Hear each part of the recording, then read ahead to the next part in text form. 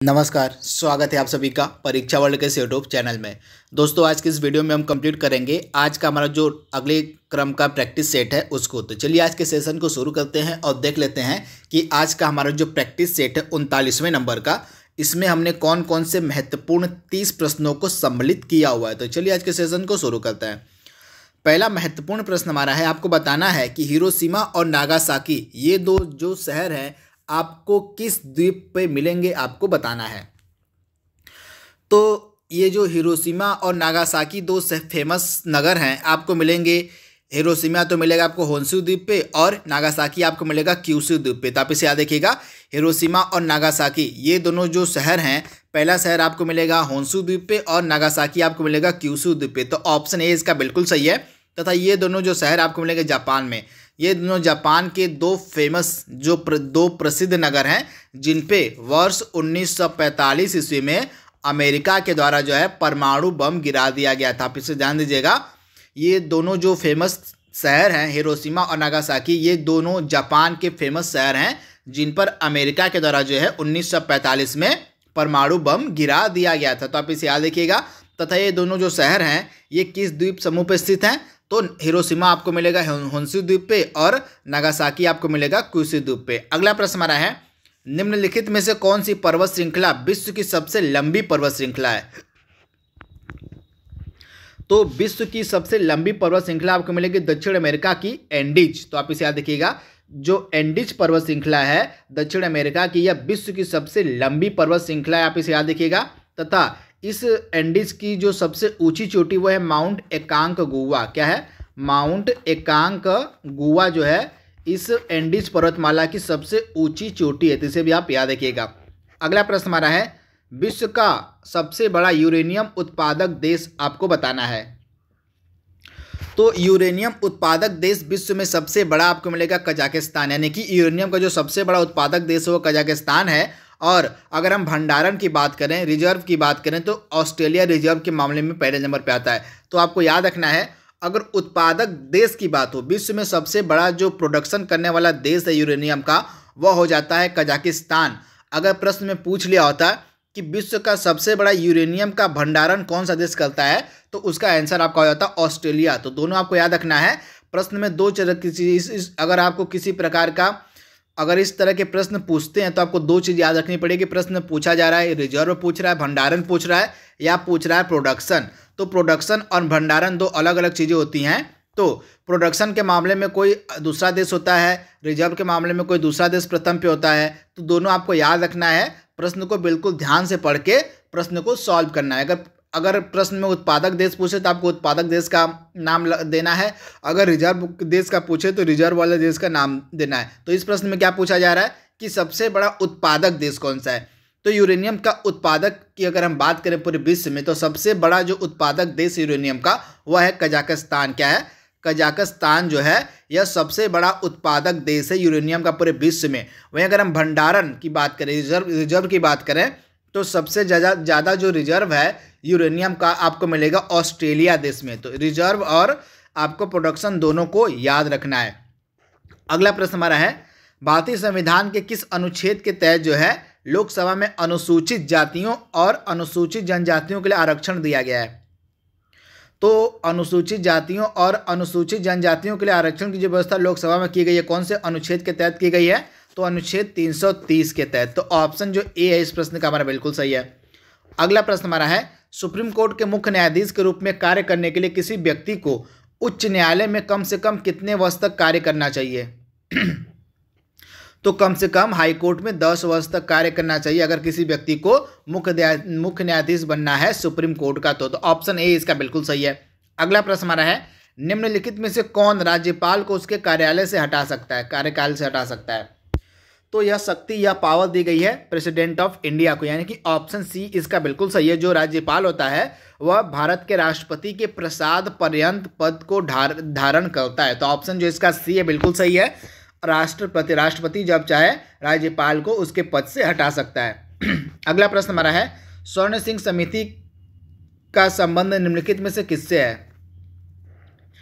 तो भारतीय संविधान में मौलिक कर्तव्य यानी कि फंडामेंटल ड्यूटीज को जो है सम्मिलित किया गया था स्वर्ण सिंह समिति के रिकमेंडेशन पे, यानी ऑप्शन ए इसका बिल्कुल सही है। आप इसे याद रखिएगा, मौलिक कर्तव्य जो हमारे संविधान में रखा गया आर्टिकल 51A के तहत। अगला प्रश्न हमारा है, उपराष्ट्रपति जो को हटाने का जो प्रस्ताव है किसमें पेश किया जा सकता है?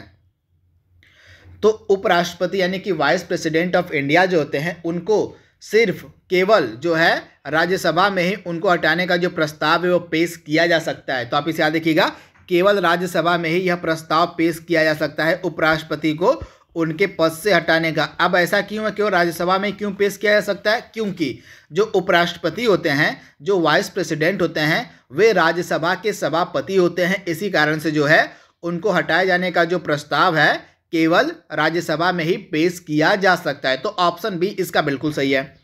अगला प्रश्न हमारा है, निम्नलिखित में से किस गवर्नर जनरल को भारतीय प्रेस का मुक्तिदाता कहा जाता है? तो भारतीय प्रेस का मुक्तिदाता हम किसे कहते हैं? तो सर चार्ल्स मेटकाफ को, यानी ऑप्शन बी इसका बिल्कुल सही है। अगला प्रश्न हमारा है, निम्नलिखित में से किसे भारतीय शिक्षा का मैग्ना कार्टा कहा जाता है? तो भारतीय शिक्षा का मैग्ना कार्टा हम किसे कहते हैं? तो चार्ल्स वुड डिस्पैच को, यह 1854 में आया था इंडिया। तो चार्ल्स वुड डिस्पैच को जो है भारतीय शिक्षा का मैग्ना कार्टा कहा जाता है। अगला इंपॉर्टेंट प्रश्न हमारा है, स्वतंत्रता आंदोलन के दौरान जो है रविंद्रनाथ टैगोर ने नाइटहुड की उपाधि जो है किस घटना के विरोध में वापस कर दी थी? तो नाइटहुड की जो उपाधि है रविंद्रनाथ टैगोर के द्वारा किस घटना के विरोध में लौटाई गई थी? तो जलियांवाला बाग हत्याकांड जो कि 13 अप्रैल 1919 को घटित हुआ था, इसी के विरोध में जो है रविंद्रनाथ टैगोर ने अपनी नाइटहुड की जो उपाधि थी उसको वापस कर दी थी। अगला प्रश्न हमारा है, मुस्लिमों के लिए अलग मतदाता दल के लिए किस कांग्रेस अधिवेशन को जाना जाता है? तो मुस्लिमों के लिए जो अलग से मतदाता दल था उसके लिए जो है कांग्रेस का जो अधिवेशन है वह जाना जाता है लखनऊ अधिवेशन 1916। इसी अधिवेशन में जो है जो मुस्लिमों के लिए अलग मतदाता दल की बात थी कुछ हद तक जो है मान ली गई थी कांग्रेस के द्वारा। तो आप इसे याद रखिएगा, तथा इस अधिवेशन को हम लखनऊ पैक्ट के नाम से भी जानते हैं। लखनऊ पैक्ट के नाम से भी इस अधिवेशन को जानते हैं। क्यों? क्योंकि कांग्रेस और मुस्लिम लीग के बीच यह समझौता हुआ था। इसी कारण से जो है इस अधिवेशन को हम लखनऊ पैक्ट के नाम से भी जानते हैं। तथा इस अधिवेशन की अध्यक्षता किसने? अंबिका चरण मजूमदार ने। अगला प्रश्न हमारा है, ल्यूकेमिया एक प्रकार का कैंसर है।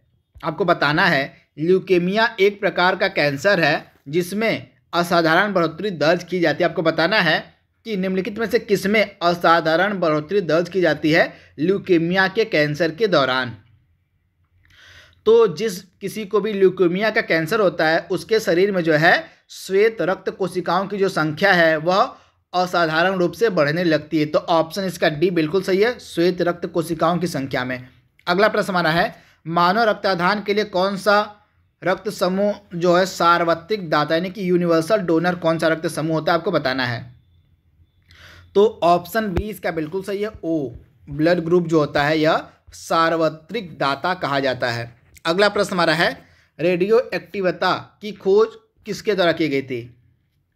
तो रेडियो एक्टिविटी की जो खोज है यह की गई थी मैडम क्यूरी के द्वारा। तो ऑप्शन जो इसका ए है बिल्कुल सही है, मैडम क्यूरी। अगला प्रश्न हमारा है, नाभिकीय रिएक्टर में इनमें से कौन सा ईंधन प्रयोग में लाया जाता है?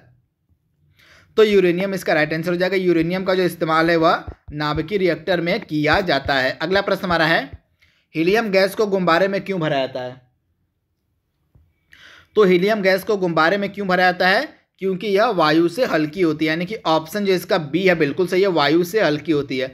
अगला प्रश्न हमारा है, ज्यामिति का जनक किसे कहा जाता है?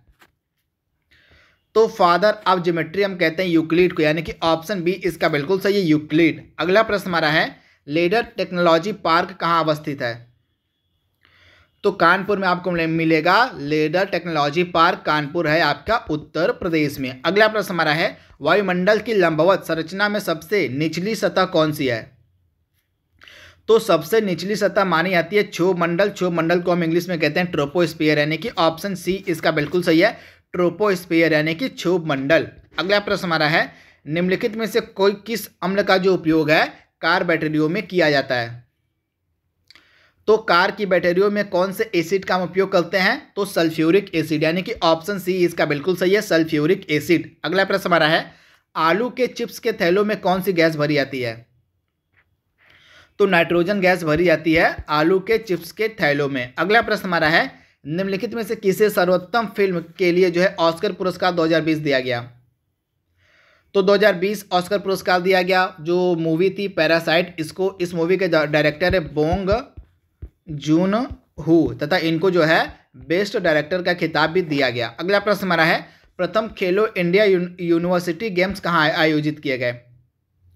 तो प्रथम जो खेलो इंडिया यूनिवर्सिटी गेम्स थे इनका आयोजन किया गया भुवनेश्वर में। तो राइट आंसर आपका जाएगा भुवनेश्वर, यानी कि ऑप्शन ए। अगला प्रश्न हमारा है, ऑस्ट्रेलिया में फरवरी मार्च 2020 के दौरान जो है आयोजित आईसीसी महिला T20 विश्व कप में कितनी टीमों ने भाग लिया था? तो इसमें टोटल 10 टीमों ने भाग लिया था। तो राइट आंसर आपका जाएगा 10 टीम। अगला प्रश्न हमारा है, कुष्ठ रोग के खिलाफ किए गए प्रयासों हेतु व्यक्तिगत श्रेणी में अंतर्राष्ट्रीय गांधी पुरस्कार 2020 किसे दिया गया? तो अंतर्राष्ट्रीय गांधी पुरस्कार 2020 किसे दिया गया? तो SN धर्मसक्तु को, यानी कि ऑप्शन बी इसका बिल्कुल सही है, SN धर्मसक्तु। अगला प्रश्न हमारा है, निम्नलिखित में से कौन सा शैल समूह भारत में अधिकतम मात्रा में कोयला प्रदान करता है? तो इसमें से गोंडवाना जो समूह है यह अधिकतम मात्रा में कोयला प्रदान करता है। तो ऑप्शन इसका बी बिल्कुल सही है, गोंडवाना समूह। अगला प्रश्न हमारा है, निम्नलिखित में से भारत का कौन सा राज्य सर्वाधिक लंबी तटरेखा वाला राज्य है? तो गुजरात इसका राइट आंसर हो जाएगा। गुजरात की जो कोस्टल लाइन है भारत में सर्वाधिक लंबी है। तो ऑप्शन बी इसका बिल्कुल सही है, गुजरात। अगला प्रश्न हमारा है, भारत की सबसे बड़ी तेल शोधनशाला कौन सी है? तो जामनगर आपको मिलेगा गुजरात में, तथा यह भारत की सबसे बड़ी तेल शोधनशाला है। अगला प्रश्न हमारा है, भारत का ओसनिक पार्क कहाँ स्थित है? जो कि आज का लास्ट प्रश्न है। तो भारत का ओसनिक पार्क मिलेगा आपको कच्छ में, कच्छ आपको मिलेगा गुजरात में। तो राइट आंसर आपको हो जाएगा रन ऑफ कच्छ, गुजरात में जो है ओसनिक नेशनल पार्क स्थित है। तो दोस्तों आज का हमारा जो प्रैक्टिस सेट है उसको हमने कंप्लीट कर लिया है। जल्दी मिलेंगे हम इसके अगले भाग में, तब तक के लिए thank you, thanks for watching, thank you.